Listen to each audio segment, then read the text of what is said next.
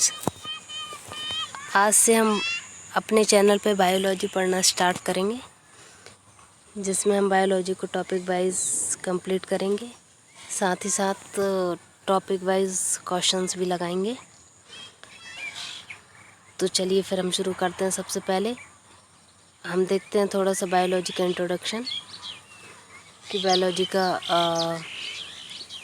जो अध्ययन किस बायोलॉजी में जिसका अध्ययन किया जाता है, साथ ही साथ इसके जनक कौन है, साथ ही साथ इसकी शाखाएं। तो पॉइंट वाइज मैं आपको पॉइंट वाइज बताती जाऊंगी।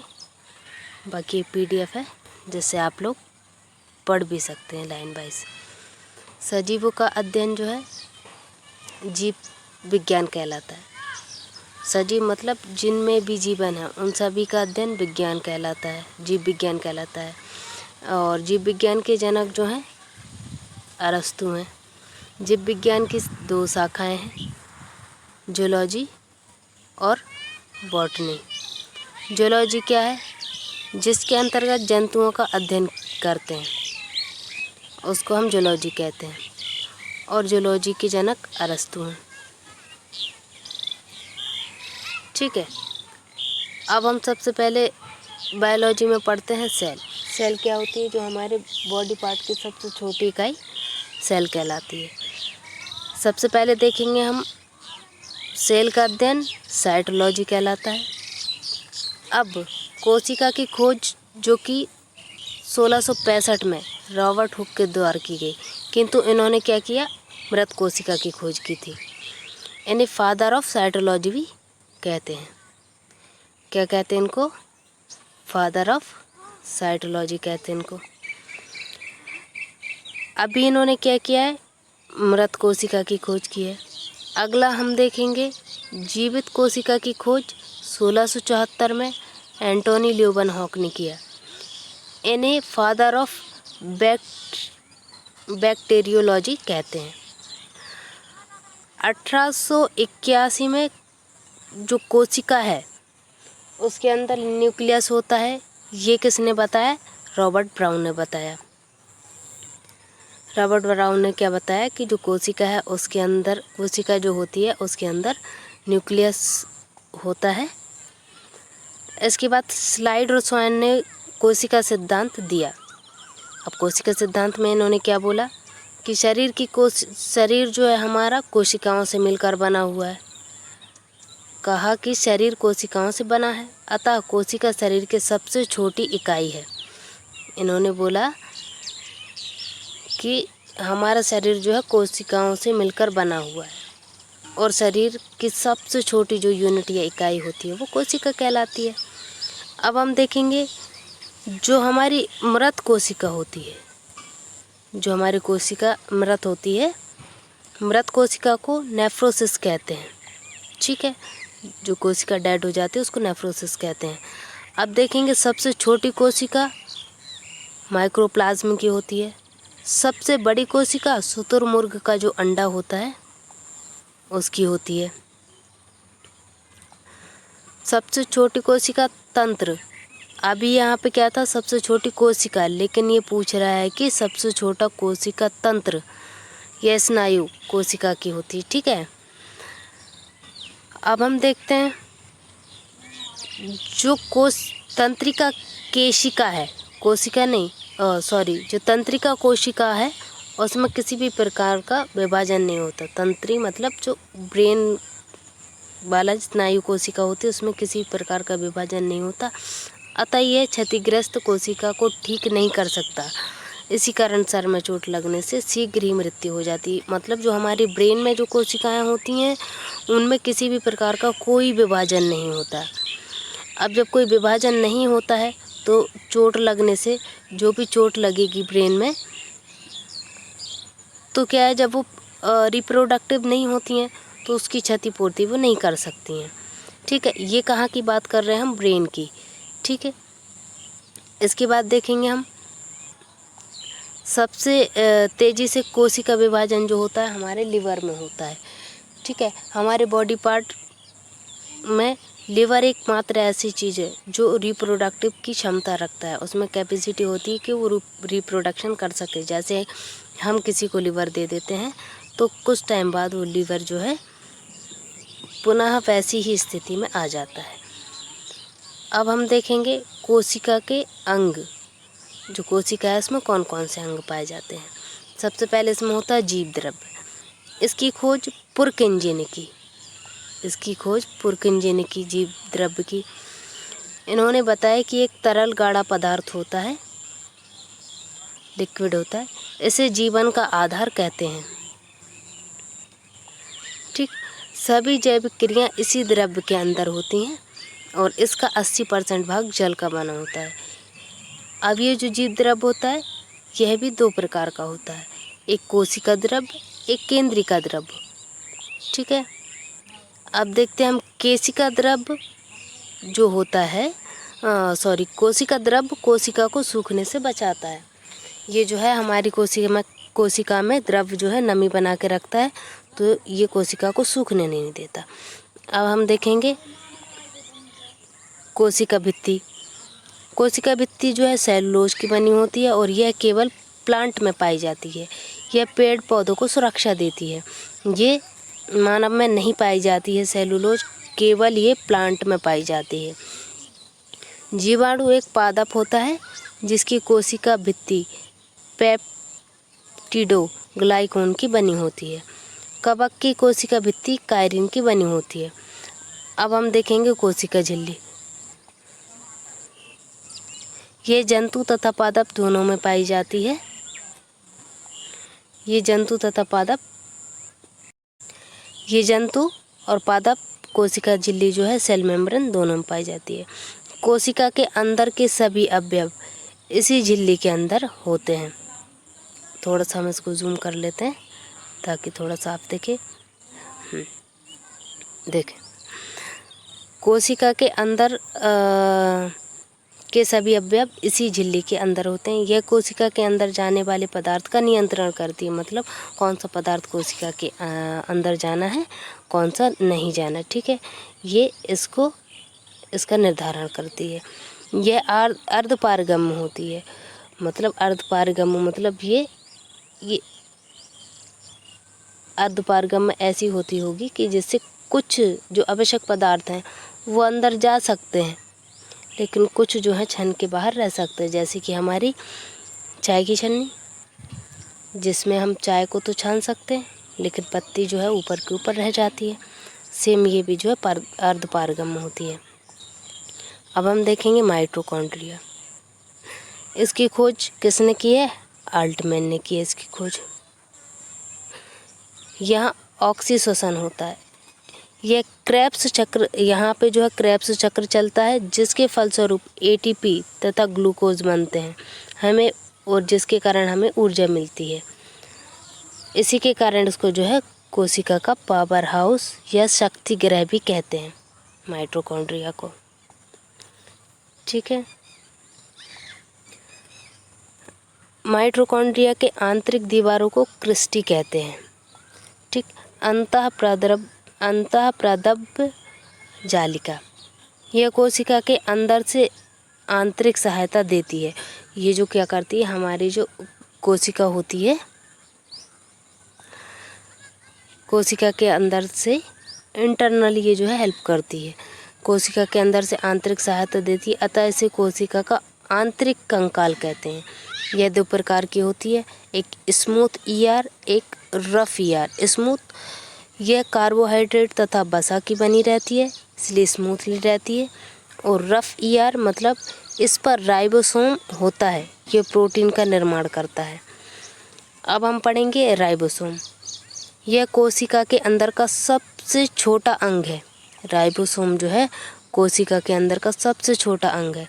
यह जो है राइबोसोम प्रोटीन का निर्माण करता है, इसे प्रोटीन की फैक्ट्री भी कहते हैं। ठीक है, क्वेश्चन ये बनेगा कि प्रोटीन की फैक्ट्री किसे कहते हैं, तो राइबोसोम को कहते हैं। जैसे अभी बोला था कि कोशिका का पावर हाउस किसे कहते हैं, पावर हाउस, तो ये हो गया अपना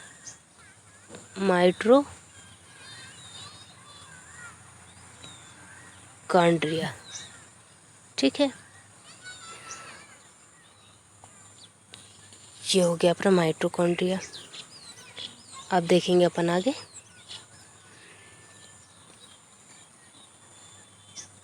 सॉरी, एक मिनट। हाँ, अपन इसको थोड़ा सा क्लीन कर लेते हैं ताकि अपन को समझ आए। या ठीक है, अब हम देखते हैं। राइबोसोम जो है 2 प्रकार का होता है, एक 70S राइबोसोम और एक 80S राइबोसोम। 70S राइबोसोम ये हल्का होता है तथा प्रीकोरियोटिक कोशिकाओं में पाया जाता है। ठीक है, 80S राइबोसोम ये भारी होता है तथा यूकेरियोटिक कोशिकाओं में पाया जाता है। अब देखेंगे हम, इसकी खोज कैमिलो गोल्जी ने किया था। यह पदार्थों का परिवहन करता है अर्थात यातायात में सहायक है। अब हम देखेंगे सेंट्रोसोम, यह तारक है। यह कोशिका का जो है विभाजन करता है। यह मस्तिष्क में नहीं पाया जाता है, जिस कारण तंत्रिका कोशिका में विभाजन नहीं होता। यह केवल जंतु कोशिकाओं में पाया जाता है। पादप कोशिकाओं में कोशिका विभाजन सेल प्लांट के द्वारा होता है। ठीक है, हम देखते हैं अगला, लाइसोसोम।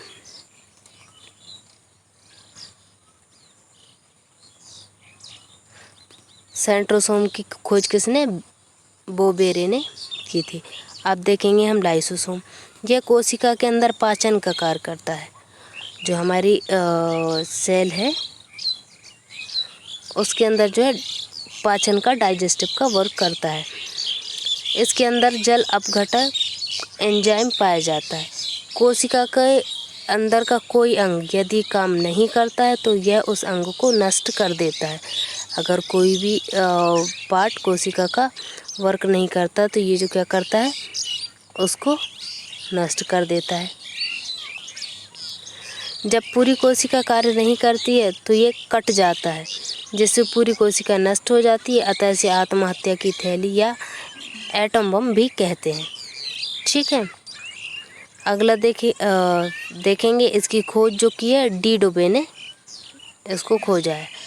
आरबीसी के अंदर लाइसोसोम नहीं पाया जाता, अतः आरबीसी मरने के बाद स्प्लीन में पाया जाता है, जिस कारण स्प्लीन को, सॉरी ये स्प्लीन यहाँ पे क्या है, ये स्प्लीन ही है। ठीक है,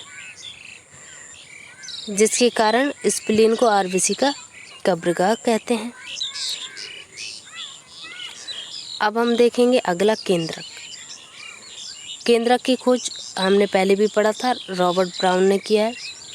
यह कोशिका को नियंत्रित करता है, अतः इसे कोशिका का दिमाग भी कहते हैं। जिस प्रकार हमें कंट्रोल हमारा ब्रेन करता है, उसी प्रकार कोशिका को कंट्रोल न्यूक्लियस करता है। इसमें 80% प्रोटीन पाया जाता है। अब पढ़ेंगे हम रसधानियाँ। यह जल को संचित करके रखता है। यह जंतु में छोटा होता है किंतु पादपों में बहुत बड़ा होता है, क्योंकि जंतुओं में जो है समय समय जंतु हमेशा पानी का सेवन करता रहता है, किंतु पादपों में जो है एक टाइम के हिसाब से उनको पानी मिलता है। यहाँ तक कि कुछ पादप तो ऐसे हैं जो केवल वर्षा के पानी पे ही निर्भर होते हैं। ठीक है, तो राजधानियाँ जो हैं जल को संचित करने का काम करती हैं। अब देखेंगे हम अगला लवक। यह पादपों का सबसे बड़ा कोशिकांग है। यह केवल पादपों में पाया जाता है और ये जो लवक जो है 3 प्रकार का होता है, क्लोरोप्लास्ट, हरित लवक, ल्यूकोप्लास्ट, अवर्णीय लवक, क्रोमोप्लास्ट, वर्णित लवक। अब देखेंगे हम हरित लवक। हरित लवक का काम क्या होता है? भोजन का निर्माण करना। यह पत्ती तथा तनों में पाया जाता है, जिसके द्वारा क्या होता है, हमारा प्रकाश संश्लेषण की प्रक्रिया होती है। अवर्णीय लवक ल्यूकोप्लास्ट, इसका कार्य क्या है? यह भोजन का संग्रहण करता है, फूड को स्टोरेज करता है प्लांट्स में और जड़ तथा फल में पाया जाता है। वर्णित लवक का वर्क क्या है? ये रंग प्रदान करता है, जैसे कि टमाटर, मिर्च। इनके टमाटर और मिर्च के रेड होने का कारण क्या है? लाइकोपेज। तो इसका वर्क क्या होता है? ये जो है कलर। अब हम वर्णिलवाक्य पढ़ रहे हैं तो देख लेते हैं। जैसे कुछ फल होते हैं, कुछ सब्जियां होती हैं, उनकी कलर, उनके रंग में परिवर्तन का कारण क्या रहता है। जैसे हम देखते हैं कि गाजर में जो लाल गाजर जो रेड कलर की होती है वो कैरोटीन की वजह से होता है। चुकंदर का लाल रंग विटानोन से होता है। फलों का पीला रंग ज़ैंथोफिल से होता है। इसी प्रकार और भी बहुत सारे फल और सब्जियां हैं जिनके कलर जो है, कलर निर्धारण के अलग अलग कारण हैं, जो हम अलग से एक वीडियो में देखेंगे। अब हम पढ़ते हैं इसके आगे कोशिका के प्रकार। अभी हमने कोशिका के सारे अंग पढ़ लिए। अब हम उसके टाइप पढ़ेंगे। कोशिका होती कितने प्रकार की, तो हम देखते हैं कोशिका 2 प्रकार की होती है, प्रोकैरियोटिक और यूकैरियोटिक। प्रोकैरियोटिक जैसे कि उसके नाम में ही प्रो लिखा हो, जैसे प्राइमरी मतलब स्टार्ट, प्रो मतलब अविकसित, ये पूर्ण रूप से विकसित नहीं होती है, इसमें कुछ ना कुछ चीज़ों की कमी रहती है। यूकैरियोटिक जो होती है विकसित होती है, इसमें सारे ही भाग, इसमें सारे ही गुण इसमें पाए जाते हैं। ठीक है। अब जो यूकैरियोटिक है ये पादप में भी पाया जाता है और जंतु में भी पाया जाता है। ठीक है। अब हम पढ़ते हैं प्रोकैरियोटिक। प्रोकैरियोटिक कोशिका, इसमें कोशिका के सभी अंग नहीं पाए जाते हैं। थोड़ा सा जूम करते हैं हम। इसमें कोशिका के सभी अंग नहीं पाए जाते हैं। इन्हें प्रारंभिक कोशिका भी कहते हैं। ठीक है। इसमें कोशिका झिल्ली, राइबोसोम 70S, 80S वाला नहीं, इसमें कोशिका झिल्ली, राइबोसोम 70S पाया जाता है तथा शेष अंगों का अभाव देखा जाता है। यूकैरियोटिक ये पूरी तरह से विकसित होती हैं। इसमें कोशिका के सभी अंग पाए जाते हैं, साथ ही साथ इसमें ये सारे ही अंग पाए जा रहे हैं यहाँ पे। साथ ही साथ इसमें 80S राइबोसोम पाया जाता है। पादप कोशिका का आकार चौकोर होता है। इसके अंदर का सबसे बड़ा अंग प्लास्टिड होता है। इनका रसधानी बड़ा होता है। इनमें क्लोरोफिल पाया जाता है। जंतु कोशिका गोल होती है। इनके अंदर का सबसे बड़ा अंग केंद्रक होता है। ठीक है। बिना कोशिका भित्ति वाले कोशिका में क्या नहीं पाया जाता है। जो बिना कोशिका भित्ति वाले कोशिका होते हैं, इनमें कौन कौन से पार्ट नहीं पाए जाते हैं वो यहाँ पे लिखा है। उसमें लाइसोसोम नहीं पाया जाता, ER नहीं पाया जाता, क्लोरोफिल नहीं पाया जाता और माइटोकॉन्ड्रिया नहीं पाया जाता। ठीक है। इसके बाद इसके आगे का पढ़ेंगे हम कल, और कल रखेंगे हम अपना टॉपिक कंकाल तंत्र, और जिसके द्वारा हम अपनी पूरी बॉडी के स्ट्रक्चर को समझेंगे और साथ ही साथ टॉपिक क्लियर करेंगे। आपको मेरी वीडियो कैसी लगी कमेंट सेक्शन में लिखकर बताएं। ज़्यादा से ज़्यादा शेयर करें, लाइक करें और प्लीज़ चैनल को सब्सक्राइब करें। Okay, thank you.